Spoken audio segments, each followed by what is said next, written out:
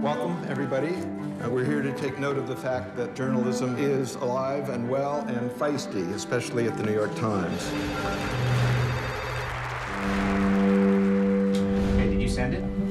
He's lying.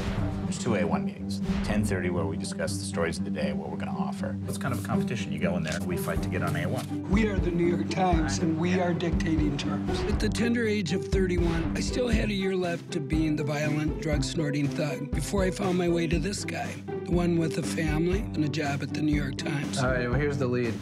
The Times was really where I wanted to work from when I was very young. I always had this idea of the place where great things happen and were done. Oh, good, my sources are starting to come out.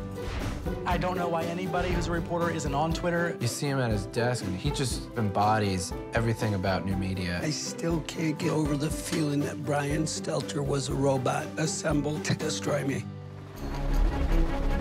The old newspaper model is dying. It's this kind of collision of two worlds, and this new world that just kind of wants to crack it all open. So this is about WikiLeaks, which is a website. They didn't have to drop this off on the front step of NBC News or the New York Times. They just dropped it off on YouTube and waited for everybody else to find it. The bottom line is, WikiLeaks doesn't need us. In the immediate moment, we're in the middle of cutting 100 people out of a staff. How scared are you right now?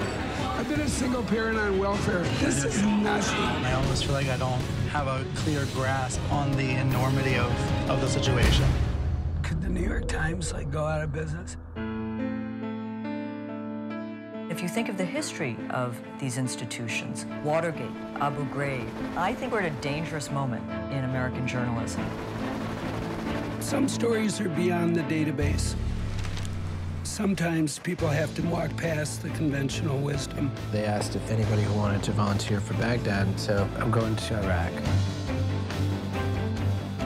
News is not dying. The Times still, I think to a remarkable degree, does set the agenda. The New York Times has dozens of bureaus all over the world, and we're going to toss that out and kick back and see what Facebook turns up. I don't think so.